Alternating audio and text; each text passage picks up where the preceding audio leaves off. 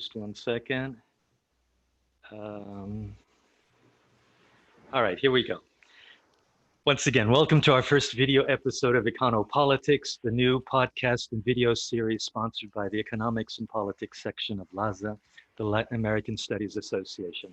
With me today is my co-host, Fabricio Chagas Bastos in São Paulo. Hello, everyone. Welcome to today's show. Please know that this episode is being recorded and will be available for viewing on our YouTube channel called Econopolitics LASA following the show. Please spread the word and follow us on social media and on the section website. All are welcome. Today's guest, Otaviano Canuto, is the type of guest we had in mind when we decided to create this series. Someone who knows Latin America very well, a specialist in economics, finance, development, and social policies, with extensive experience in multilateral development organizations, academia, and private consulting. So welcome, Otaviano. We're delighted to have you as our very first guest. It's my honor and pleasure. Thank you. Otaviano, we have a lot to discuss, so let's begin with your general appraisal of the current state of the region's economy at the end of a year of COVID. Right. Well, I see for next year the continuation of the recovery that we have seen in most countries in the region during the second part of the year. Of course, ridden with a lot of uncertainty because we have the possibility of new waves of contamination and therefore of new rounds of social isolation, either as mandatory policies by governments and or by voluntary decisions by the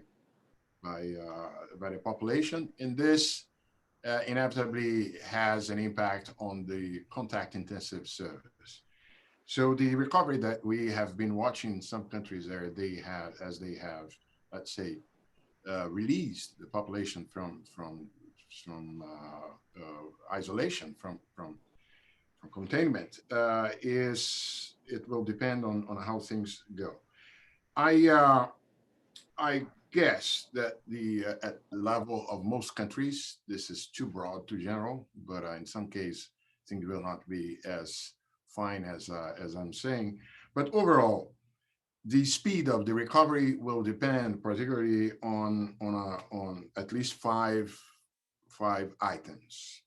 First, of course, as I said, the COVID path and the authorities' effectiveness in dealing with the pandemic. Second, the timing of access by the general population to vaccines. This is something that we are watching different stance taken by the countries, and a lot will be at stake there. Third, the policy room and the willingness to extend part of the exceptional policy stimulus that we watched this year, and this varies among countries. Fourth, the capacity to contain and preferably lower the political and social risk, which is a possibility as we saw last year, and which may well come to the fore again, given the dire straits left by the COVID. And fifth, most important, maybe the quality of policy leadership, because that will be important to boost confidence, to attract investment, and to steer reforms to make these economies more flexible, resilient, and productive. So the main risks and challenge that the economies in the region will face in 2021 are predominantly domestic rather than external. That's where the story will be told in each one of them. Looking at the specific role of the leading multilateral organizations in the region, World Bank, IMF, and IDB, what has been their role during COVID, And how do you rate the effectiveness of their role? Right. I, having spent 15 years of my professional life working in several, in fact, 16 if I count the time at the government, working at all sides of the relationship of the countries with these institutions. Uh, I was a vice president at the Inter-American Development Bank, and I was also a vice president at the World Bank. I was also a member of the board of the IMF and the World Bank, and I also was a vice president at the IDB, as I said, but also on the government side. In a nutshell, look, the role of these institutions is helpful, but they cannot save everything, particularly if one takes into account the limits of resource that these institutions face. So don't expect miracles from these multilateral institutions. The IMF is still, let's say, the one that has the power, the firepower, really to make a difference in situations of a liquidity crisis of countries. But even so, the money coming, the short-term funding coming from the IMF helps countries face balance of payments problems, but ultimately the structural reforms and the actions that are needed to face crisis and so on will need more than that. We'll need some long-term funding, and long-term funding cannot necessarily be found at plenty in these institutions. They all face capital constraints. I was at the board of the World Bank when the latest capital increase was approved. That was 2018. But it takes time for this for the money to come in, approvals in the countries and so on, and even the World Bank that has approved recently, as I said, 2018, the capital increase is very tight. In the region, is subject to, let's say, another constraint, which is the fact that the major shareholders want these institutions to dedicate most of their lending space to other countries, to other regions, to low-income countries. There is the mentality that some of these countries may already do it by their own, like China and Brazil and Mexico. And so there is the resistance to increasing the exposure of these institutions. Now, there is the case of the IDB, which is focused on specifically on Latin America. That's where its clientele is, but it's facing capital constraints. It's to be seen if the newly elected president, who has campaigned based on the promise of a capital increase, will manage to do it. But even so, no one can expect miracles. They are helpful. They have adapted themselves during COVID. They have shifted their portfolio toward supporting health spending, toward boosting social protection systems, and so on, obviously, given the urgency of those issues. But when it comes to really funding development, the countries have to do other things and count on other source of funding or internally. Having said that, look, these institutions still play an important role in what I called in my World Bank times a hummingbird role.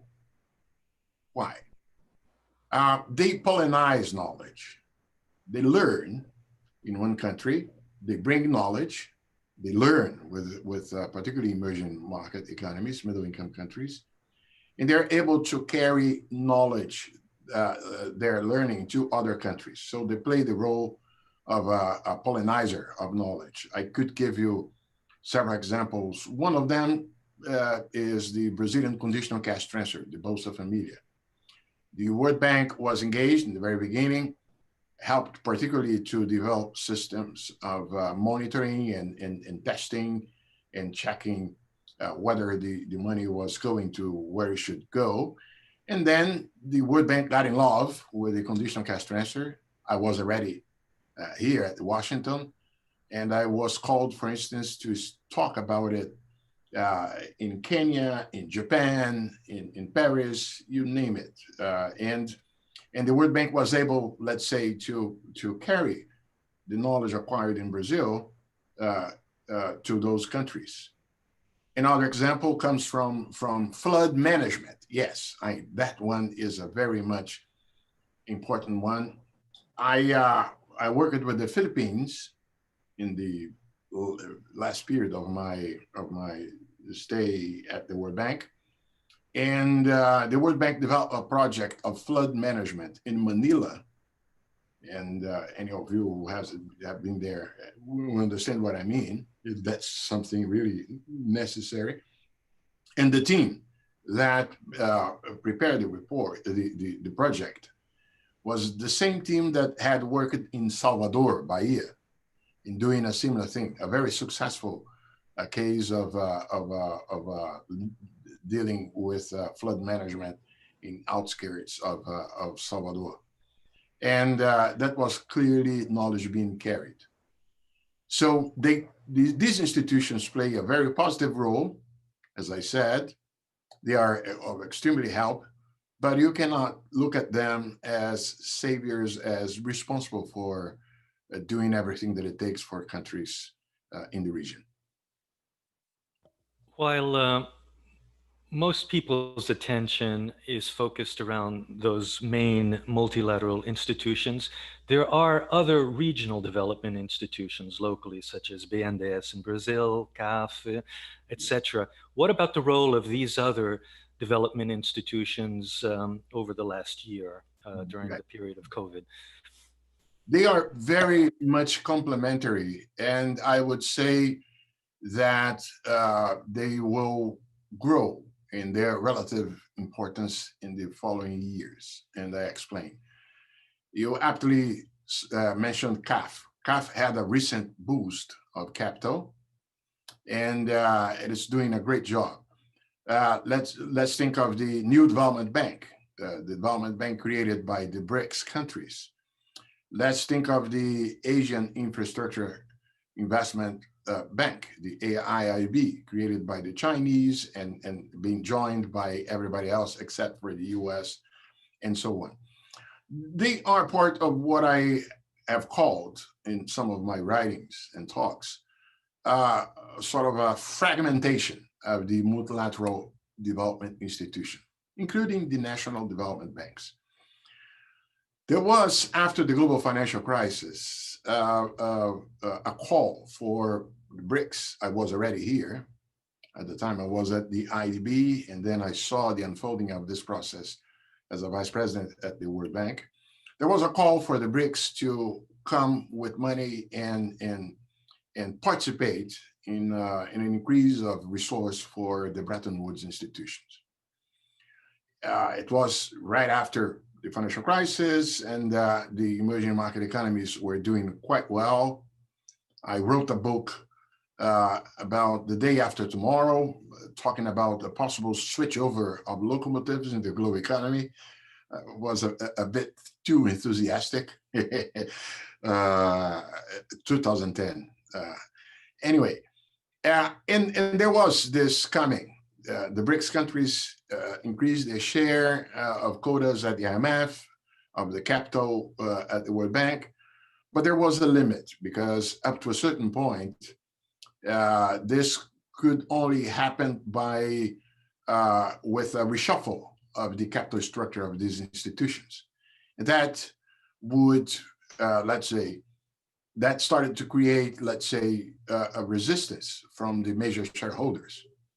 The latest capital increase at the World Bank, 2018, only happened after China and Japan said, and China accepted that it would not go up to where it should be, according to the capital criteria. China should have, given its GDP, 10% of the capital of the World Bank. That would surpass Japan as the second largest shareholder. And Japan said, no, no, no. And the US also didn't like very much idea. So this is to, and China ended up accepting 6%. Okay. The signal was China took it, okay. So there are limits to upon where I can go in these institutions. So, okay, let's create other ones. They call the BRICS. The BRICS said, okay, let's do our bank, but we have to keep the 20% same share for everybody, which limited the size of the BRICS bank. And the Chinese said, okay, so they create another one. And to different stances, the national development banks also have played a role. So we are likely to see the continuation of this fragmentation of the multilateral development financing structure, which creates risks and opportunities. The risk is to have these institutions competing, for instance, downgrading their let's say their systems, the type of surveillance, their conditionalities, and so on. On the other hand, there are many opportunities, and I'm a witness of that as well. Remember the project in the Philippines that I was referring to, mentioning? When the project was very close to completion, the Chinese came, the AIIB came, knocked the door and asked, can I join it? And that was a triple win. The Filipinos like it because they could have more money for that project. The World Bank liked it because the team was facing lending constraints in order to do it all. And the AIIB was able to incorporate in its portfolio a nice project, and they could learn with the termination, conclusion of the project. So in a nutshell, there are challenges, but there are also opportunities created by this fragmentation. That's the new world, which is a new world with multipolarity, with a multiplicity of institutions and of structures. Welcome to the new world.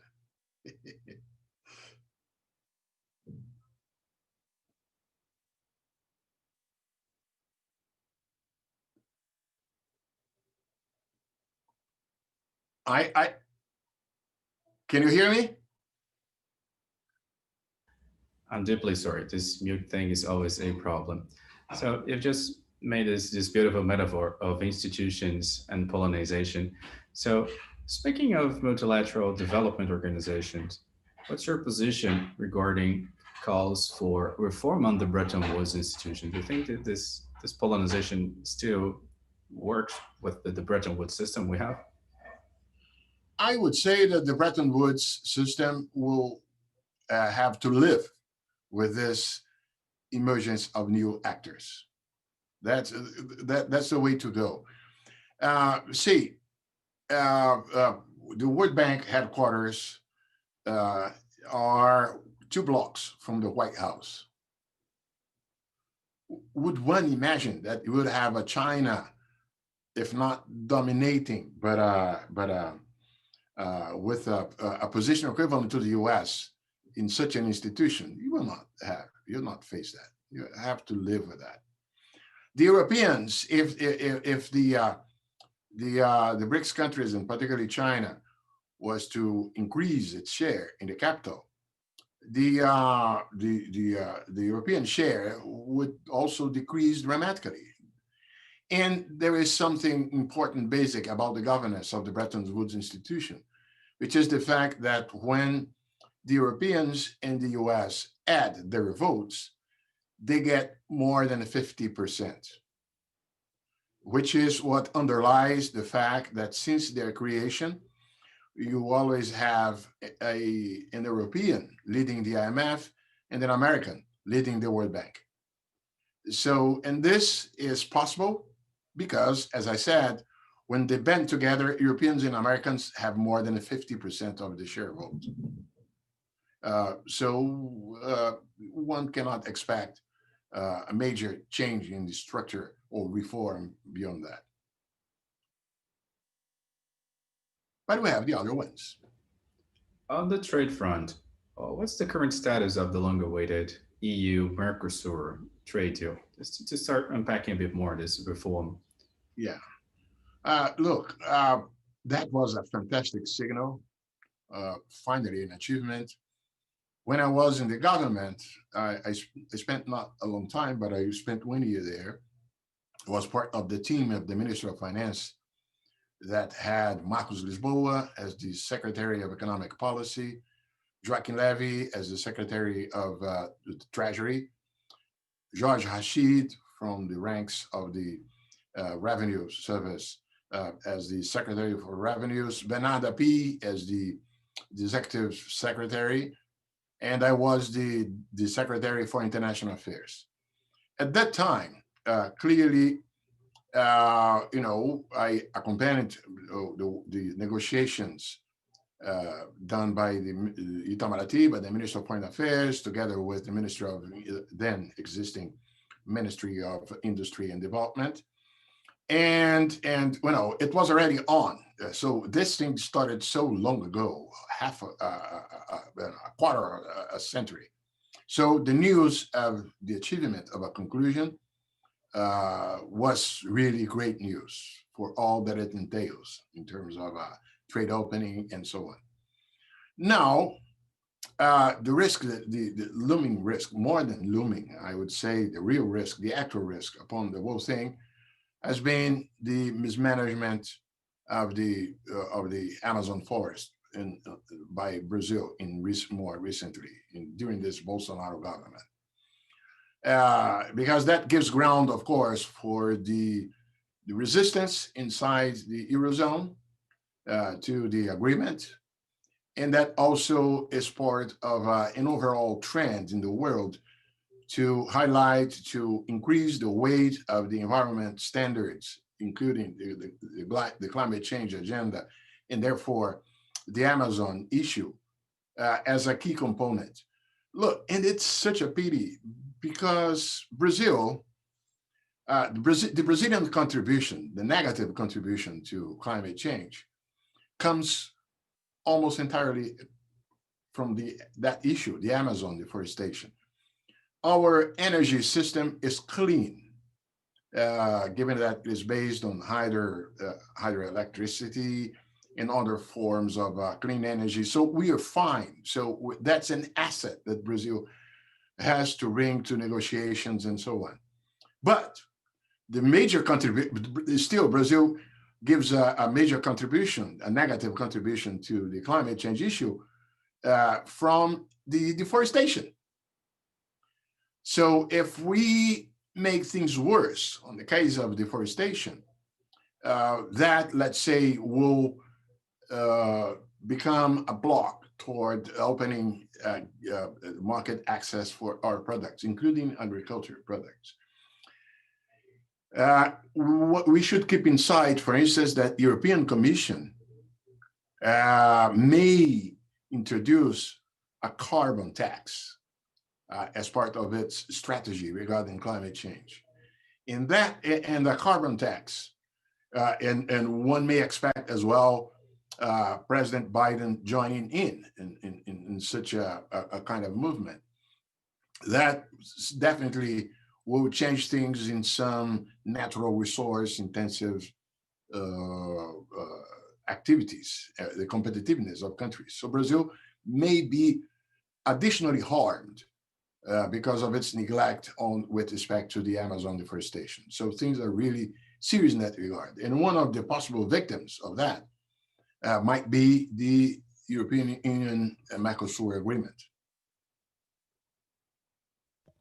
Otaviano, you recently wrote a piece entitled "No Woman, No Growth: The Case for Increasing Women's Leadership in Latin America." Can you summarize your arguments for our audience? Definitely so. I'm passionate about this subject. That's an area where I have published some academic articles in peer-reviewed journals, and also dedicated several shorter pieces in policy papers and blogs and so on. And that comes particularly from the time I was vice president at the World Bank. And my team there, two staff members of my vice presidency, led an important work, an important World Development Report, 2012, yes, which was gender equality and economic growth. And as it happens with those WDRs, the World Development Reports prepared by the World Bank, they explore, they never exhaust, but they go all the way in collecting the evidence and the arguments about the theme. And the bottom line of the report is something like, look, gender equality, including, of course, women, matters not only as a subject in itself.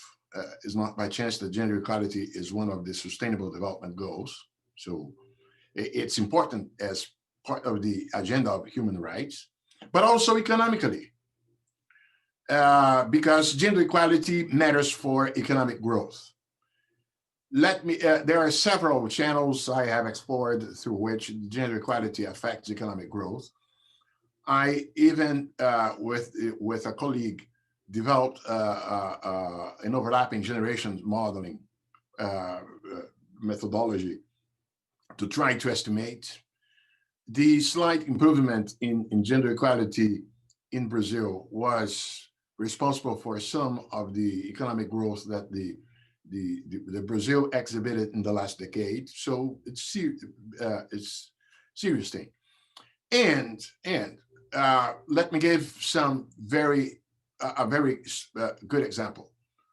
Some of you in the audience may not know, but there is a reason why the conditional cash transfers in Brazil go to the women. Yeah. You know why? It's because the women are better in at least one important aspect. Back in the 90s, a survey was made in Brazil comparing households where women had a strong say on the resource allocation with the other ones otherwise. And you know what happened, what the survey revealed? That the babies in the households where the women had the strong say on the allocation of resource were taller and had a higher weight than in the other house. And that survey was replicated in some parts of the world, and the results were confirmed. So think of that. If you have higher gender equality in terms of the distribution of power in a household, the likelihood of having healthier and taller kids is higher than otherwise. And obviously, this has implications in the future economic growth of a country because health matters, because in education also this is also the case. So gender equality affects economic growth. Let me give another example that I have to mention. I accompany this more closely in Africa. In Ghana, at least at the time when we did the report, women did not have an equal access to agricultural defensives to men in Ghana. And that had an impact on the productivity of the agriculture in Ghana, because there are many places, many areas where the women, are because of wars, because of men departing and so on. In parts of Ghana, and in many land areas in Ghana, the women are the ones who do the job of producing. And obviously, if these ladies do not have access to agricultural defensives, their productivity is lower than otherwise. And I remember the estimates collected by my colleagues at the time, pointing how the productivity in agriculture in Ghana could rise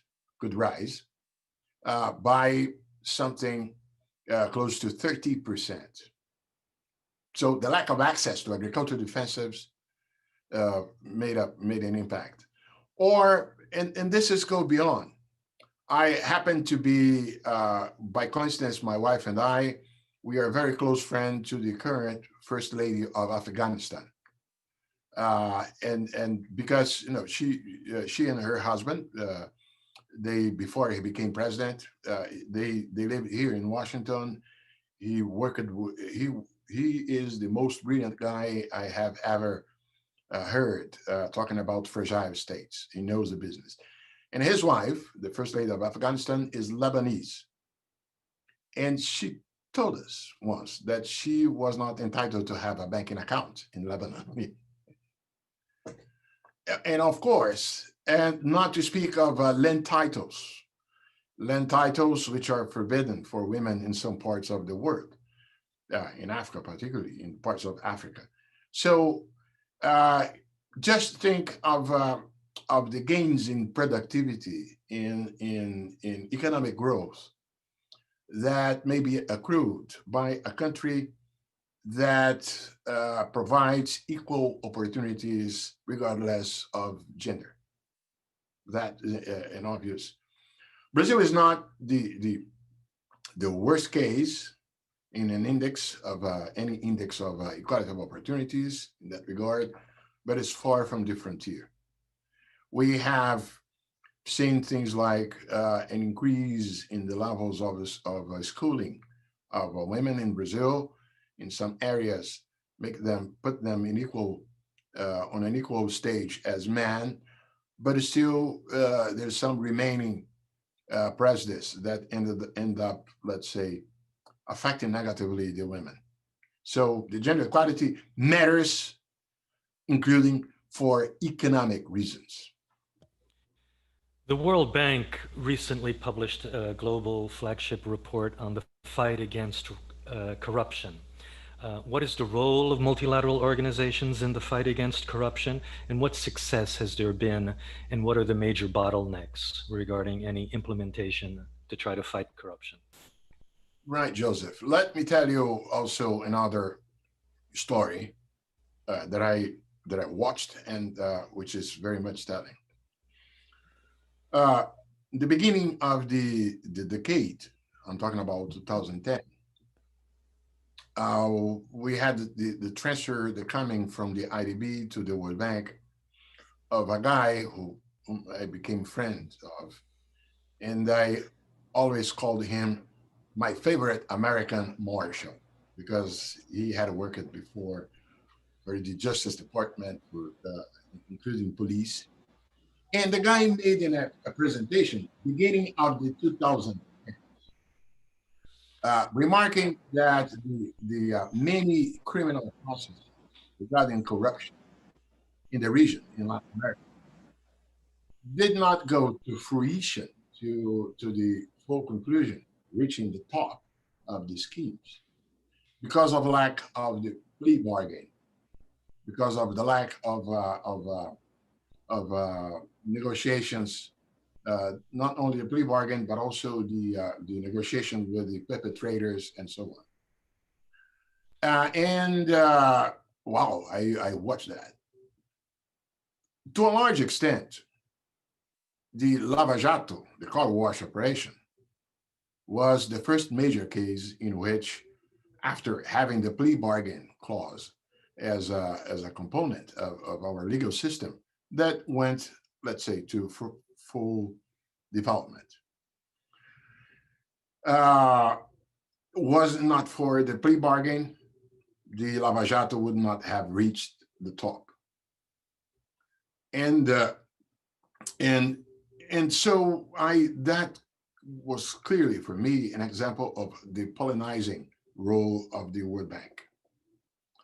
The World Bank may, let's say, spread and diffuse good practice that, if adopted by the countries, may make, let's say, the fight against corruption more effective and more likely to succeed. So anti-corruption efforts is not something to be done by multilateral institutions. and rather by the countries themselves, but still the knowledge acquisition that may happen through these institutions is helpful in that regard. This goes beyond, of course, since their inception, these institutions, the World Bank, they have mechanisms to ring fence their own projects. But we're not talking about this here. We're talking about being much broader in helping countries to go beyond specifically the projects financed by the World Bank. Otherwise, in a corrupt environment, there is a cherry picking.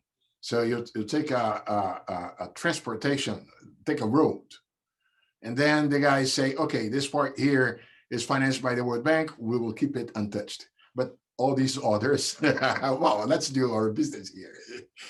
So the relevance of ring fencing against corruption has to go beyond the World Bank financed projects. You've just mentioned Lava Jato. So for this next block of questions, let's center on Brazil. Okay. Okay, Otaviano. And look, for our listeners, if someone picked up the second mention of Polonization and wants to write a paper on the Polonization role of multilateral financial institutions, I think they should reach out and try to get some knowledge from you. This is a beautiful metaphor. Otaviano, looking now specifically at Brazil, as I said, in your opinion, what are the current economic challenges the country faces?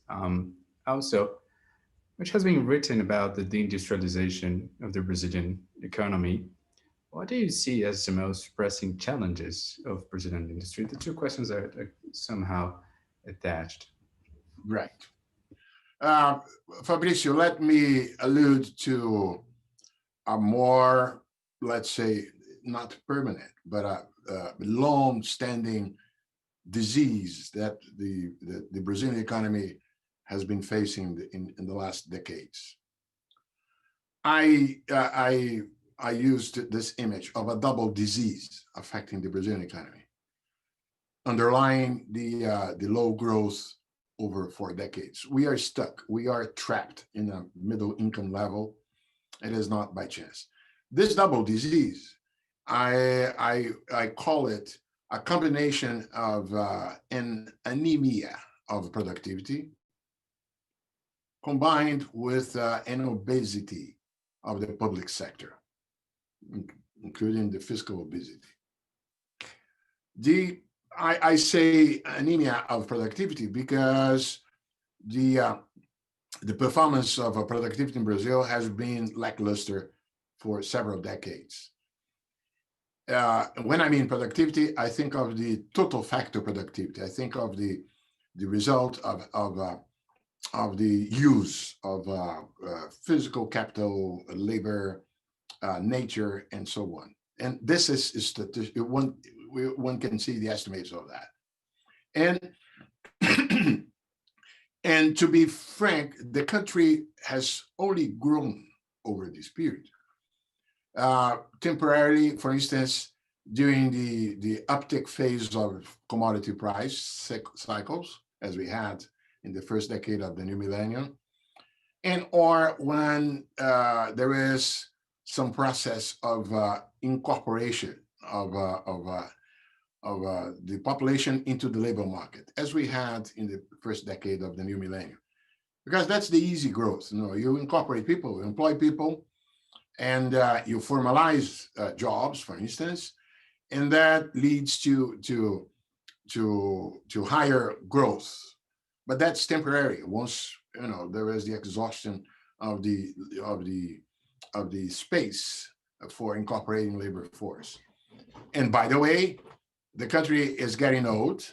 It's incredible the speed of the demographic change in Brazil. Just to give an idea, it took 25 years in terms of change of average age in Brazil, what it took France 125 years. So we are aging fast. And that means that the pyramid is, the demographic dividend is almost exhausted. So we cannot count simply on that.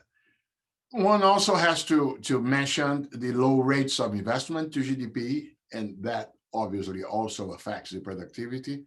But overall, we have a low performance when it comes to productivity. And that has to do, we don't have the time to go through it entirely, but that has to do with the education, the quality of education. We had made progress in schooling. It's incredible how the schooling average of the younger people in Brazil is substantially higher than of their parents, but it's still quality of education is lagging behind. We also have problems with the lack of investments in infrastructure, which that affects the productivity because it leads to waste.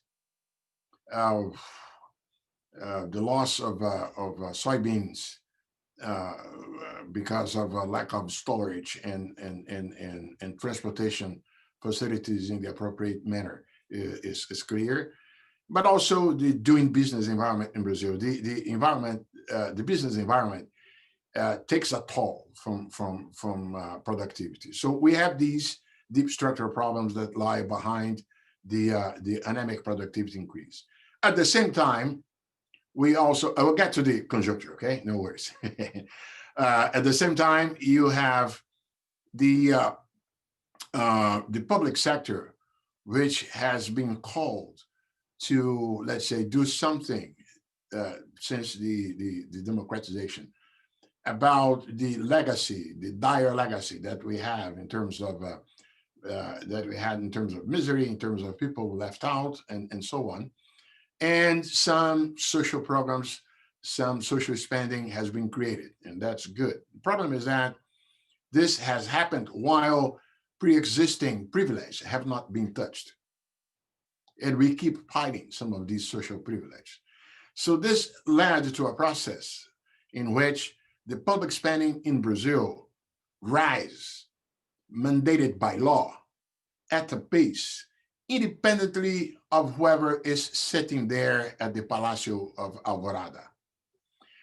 Just to give you a figure, from 1992 to 2016, 92 to 2016. So that includes Itamar, that includes FHC, Fernando Henrique Cardoso, that includes Lula, that includes Dilma, that includes Temer, Bolsonaro. This whole period. On average, public spending in Brazil grew at a pace of 6% in real terms above inflation on average. So that exponentially is humongous. And it's mandated by law. There's several, pensions and everything. And this without a due impact on social, on growth. When you measure, I saw estimates by my friend Nina, a professor at Tulane University, Nora Lustig. There is also an estimate made by the Treasury of Brazil when Mansueto was there, trying to gauge the impact, the combined impact of tax in Brazil, taxation, and transfers by the government. And what these studies have shown is that instead of distributing income, Brazil tends to concentrate income. Yeah, that's terrible. Despite Bolsa Família, despite conditional gas transfers, all in all, the outcome of this rising social spending is not necessarily a better distribution profile, and also not growth. Because think of this: while the public spending was rising steadily on average by 6% in real terms, the public spending on infrastructure, or the spending in infrastructure in Brazil, was below the minimum threshold level necessary to maintain the precarious infrastructure. That's an estimate made by the World Bank. The World Bank has 2 years ago estimated something like the Brazil needs to invest at least 3% of its GDP in infrastructure just to keep whatever is there. Whereas Brazil has not, despite this rising public spending, been able to invest more than 2.7, 2.5% of its in infrastructure. So the rising public spending is not necessarily good in terms of income distribution, no, and much less so in terms of supporting the economic activity. So this is clearly in obesity. We are forced, and that's why the agenda of reforms is so important on both sides of this equation, on the side of productivity and on the side of the public spending. We had the constitutionally mandated public spending, as we all know, and that has functioned as a sort of a straitjacket. The patient is sick. The patient, the public sector is not capable by itself of going on a diet to get healthier. So we put a straitjacket and to force the patient to do the reforms, to do the diet. That was the thinking behind the spending cap. The problem is that we're not fast enough in implementing the reforms.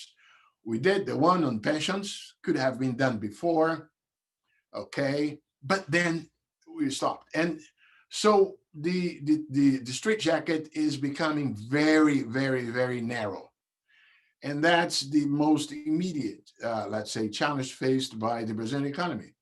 What to do in order to make feasible the obedience to the spending cap or adapt it in the next few years without generating a crisis. Because the problem is that, you know, we saw this year the government response, the policy response to COVID was significant. It made a difference between the Brazilian GDP falling down 9% versus probably the something close to 4.5 that we're going to see. It saved many lives by exactly having the transfers of income, maybe a bit beyond because it was too broad, ended up giving money to people who would not necessarily necessitate it. That's why the savings have increased a bit in some households. But that was that led to this steep increase in the public debt as a share of GDP. You're going to end 2020 with something between 95 and 100% as a public debt. And the Treasury was able to finance itself by resorting to reserves of short-term public debt securities with the central bank by short-term issuance. And that has led to this shortening of the time horizon of the public debt. And just in a nutshell, we have fiscal risks, which may lead us to a crisis. It's interesting to note how the yield curve of interest rates has steepened after August. The central bank had decreased to negative levels the basic interest rates, the right thing to do. And then suddenly by August, we start watching this steepening of the yield curve just because of the rumors, because of the possibilities that the fiscal spending cap might be abandoned next year. I wrote a recent piece, and I'm writing currently a piece with Professor Márcio Nakane of USP, where we are exploring two different scenarios, one pessimistic and one optimistic, besides a baseline. And the trajectory of the Brazilian economy in the near future would take one or the other depending on the interaction of the risk premium and therefore interest rates and the exchange rate, which combined may lead to trajectories of debt to GDP, which might be, let's say, more smooth or very much, let's say, explosive, despite the uptick on the public debt to GDP ratio of this year. So the fiscal risks are really, really a major concern. While we should keep on moving with the agenda to increase productivity, the tax reform is so much important, because remember that I included the business environment as one factor behind the anemia of productivity. And the tax reform is one component of the business environment that takes a toll on productivity. The number of hours, the number of people, the effort that has to be dedicated by companies in Brazil just to comply with the tax obligation differs Brazil from all the others that I know. In the Doing Business report made by the bank, among 189 countries, there are only 2 that have tax systems worse than the Brazilian. and so, but that's the only one. We had a great news with the finalization of the bankruptcy reform, something that started when I was in government almost 20 years ago. We were sluggish in doing the reforms, but the major challenge, I would say, come from the fiscal and from implementing the structural reforms that would lead to higher productivity in Brazil. Otaviano, let me zoom out now and ask you about one of the main factors fueling all this fiscal instability, because not only Brazil, but the region, Latin America, or specifically if we focus on South America, had spent a lot over the past 20 years fueled by China. Yeah. So how do you see China's role in the region? What's actually doing in terms of financial help, trade finance, and other forms of economic involvement with the region? I think China is the biggest factor we have here. Yes, to indeed. explain this fiscal problem after years of spending, if it's rational or irrational, we'll leave it to you. But just to understand a bit of the role of China and the spending. That's a great question. And of course, I have written about it. Recently, I wrote a piece on to the Americas Quarterly on what I called a morphing presence of China in financing Latin America. China is obviously increasingly relevant on trade and on finance, and to some extent, and may more or less, on technology. Trade is obvious, has become the major destination for export for several countries in the region, if not the first, the second, particularly those who, let's say, are natural resource intensive and produce commodities, which is the case of Brazil, Chile, and so on. And China, I want to call your attention to something that I deem as very important. China is clearly making some moves to diversify their sources of natural resource products. One of those constants of life, back in 2006, at the time I was an executive director at the World Bank, and I led a mission of colleagues at the board to Russia, 2006. And one of the places we went in Russia was the Republic of Tatarstan, which is closer to South Asia and closer to the other points. And the prime minister, the president of the Republic of Tatarstan, called me apart, 2006, to ask me to help them. They were trying to get in touch with Brazilians, because they were planning 2006 to make Tatarstan a hub of producing soybeans. Wow, I said. And, so guess what? 2 weeks ago, I saw the announcement of China of a plan to support the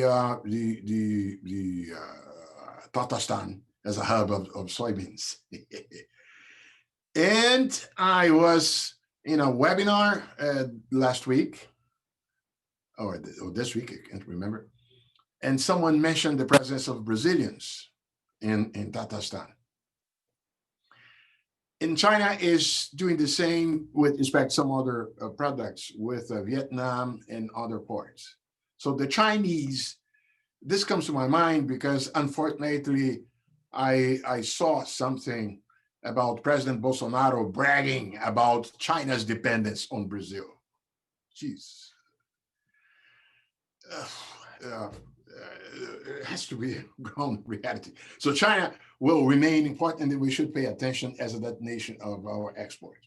On the financial side, the reason why I called the attention to a morphing relationship is that in the last few years, the profile of Chinese capital flows to the region has changed. In the beginning, well, and everything has happened in a short time span. China was nothing, financially speaking, in the region back in 2005. And since then, in 15 years, the guys became relevant, particularly in some case. But in the beginning, China's financial flows were mostly money coming from the CDB, the China Development Bank, from the Exim Bank, directly either to states or to state companies in some countries to finance investments in commodity production, like oil in Venezuela, like oil in Ecuador. And they were, let's say, most of these had as guarantees, as collaterals, the delivery of oil. But that's one relationship, which is arm's length. So the Chinese banks give the money and say, I don't mind, I don't want to know what you do with the money, but I want you to make sure that you deliver to me back oil.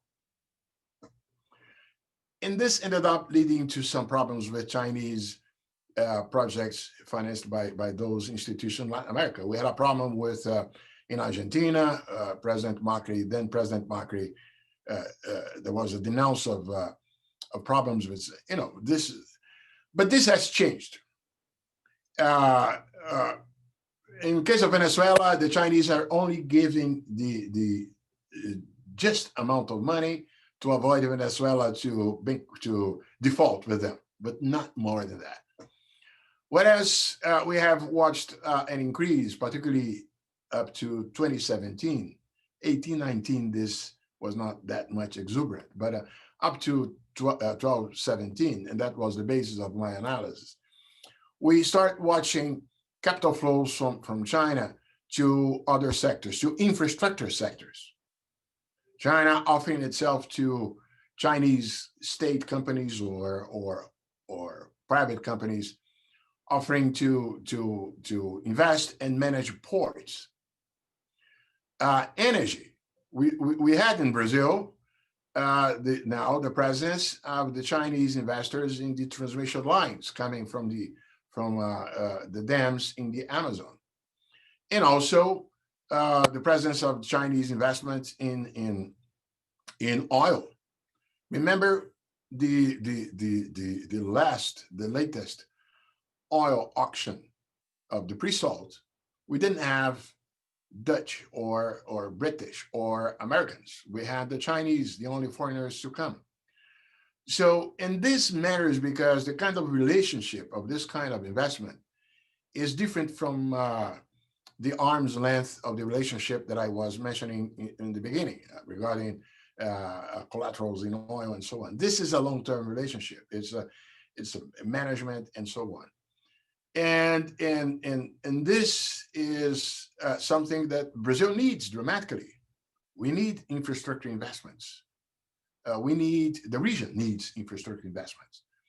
And so the Chinese investment might help. The third area is more difficult to deal with, which is the technology. And by the way, finance as well. The Chinese in smaller scale is also delving into tech, fintech, and some financial areas. But the third area, and obviously some of you may be exactly guessing that I have in mind 5G technology, entering into telecommunications and so on, that the country will face, Brazil will face probably, if not a dilemma, but will we align with any of the two warring powers, China or US? Will we block Huawei of being in Brazil? And the signals in other parts of the world has not clear yet. We saw the UK moving from opening the space for Huawei and then blocking the UK, but Germany has said that it will allow Huawei to be there. Well, we no longer have Mr. Trump at the White House, but we have President Bolsonaro.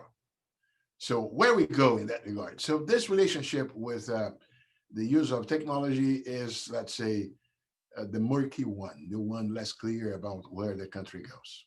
But we have to keep in mind the triple dimension of the relationship with China: trade, investments, and particularly in infrastructure and technology.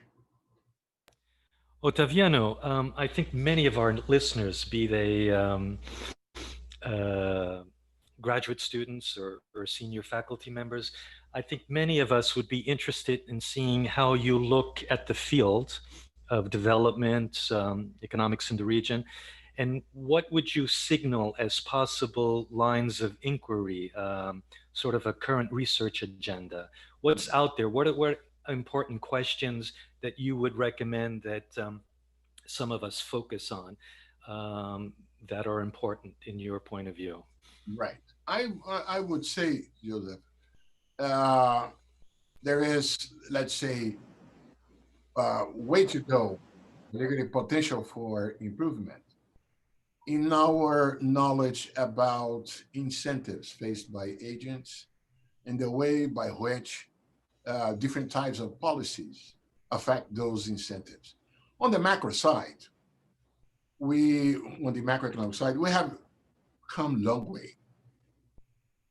That not where I would foresee, let's say, major novelties ahead. We have now, it's a matter of implementation. There's always something to learn, particularly in the case of finance and so on. But, it's more an issue of interpretation, use of data, and doing good use of that knowledge. But an area definitely where there is a way to go is to study, and it's not by chance that most of the recent Nobel Prize have come to that, is on the microeconomics, is on experiments, is on testing, on learning how economic agents react to incentives, and how, therefore, policies, different types of policies, lead to the outcomes that one desires, be it in terms of higher growth, higher efficiency, or better income distribution, inclusion, and so on. So I guess I don't want to disappoint those who prefer to study macroeconomic issues. But the point is that in terms of getting a bigger bang for the buck, I would say that's where we have a wider horizon ahead. We're very quickly running out of time, but I didn't want to let you leave without asking, what have you recently either read, seen, or heard from your vantage point that you would like to recommend as being worthwhile to follow up? All right. Let me mention in this case two things. and sorry for the macroeconomist, but I'm going to mention something more macro. It's a report done by David Levy from the Levy Institute. That is not in the state, but it's available online and so on bubbles, because it shows, it depicts how dependent the economic growth has been over the last decades, the U.S. economy, on the occasional resurgence of bubbles, not necessarily bubbles in a bad way, but underlying, let's say, the trend towards secular stagnation on the real side of the U.S. economy. The secular stagnation is not more, let's say, painful because of has been less dramatic in the recent period because of the strength of the support coming from monetary policy and financial and the equivalent and the accompanying financial measures and so on. But at the end of the day, this comes with the risks of erupting, creating bubbles, and we have to live with this. But I like very much the way by which David Levy approached and showed this through several indicators. I would strongly recommend. I also want to highlight a piece of work, a working paper that has been released recently by the IMF. I apologize for not remembering the name of the authors. On the opportunities and challenges posed to Latin America by China's rebalancing. China's rebalancing, and that would take us a long discussion, but it's China has been on rebalancing since the beginning of the decade, sometimes faster, sometimes slower, and rebalancing towards lower investment to GDP ratios, and therefore less dependence on trade surpluses with the rest of the world, towards higher domestic consumption. There's also a rebalancing out of manufacturing towards service gradually. It is also a rebalancing of China towards the upper levels in the global value chains, optimized by the discussions on 5G platforms and so on. This will bring implications for Latin America and the Caribbean, and I like very much the way by which the IMF guys approach the topic. And last, with no hint of modesty, of course, but I allow me for that. There's a forthcoming book coming to press, written by myself, on globalization and development. So I take the chance to make an advertisement of it. Obviously, I agree with everything that is there. Right. Otaviano, we have a tradition here at Econopolitics, since many of our listeners travel frequently to the region, usually to do research, but every once in a while also on vacation. So we'd like to ask you to recommend a very special place in the region, any place that you think is particularly worthwhile. It could be a bar, your favorite restaurant, a good bookstore. So Otaviano, what is your recommendation? What would you bring to our attention in the region? I will go to the spot where I come from, which is Aracaju, capital of the state of Sergipe, and a place where I went very much during my childhood and when I was a teenager, particularly, which is called Atalaia Nova. Atalaia Nova is, as the name says in Portuguese, a beach, which is not only beautiful and pleasant, but with several places, several houses, and so on. And it's in an island in front of Aracaju. And you have on the one side a river that flows into the ocean, and you can access the place by boat, or you can go by road through a bridge. And I dream of an opportunity again to go back and enjoy it. And of course, no worries, we'll find there nice spots to eat and to stay. So Atalaia Nova in Aracaju, Sergipe. Very good. Very good. Otaviano, thank you. We've come to the end of our time, and I'm sure everyone will agree that it's been a very insightful and engaging overview of the role of multilateral lending organizations in the region, as well as a great update of the current economic state of the local economics. Sorry for the initial technical problems. We had the return on Joseph. I'm so sorry. And once again, thank you very much, Otaviano Canuto, for joining us today at Econopolitics. Thank you, Joe, for co-hosting the show. And thank you who watched us and listened to us on our podcast. Thank you, Otaviano. And just to let everyone know, we have 2 additional podcasts this year. We'll be back again in the new year with an exciting list of guests and discussions on the econopolitics of Latin America. Otaviano, thank you, and we'll have to have you back again soon. Until then, stay well, stay safe.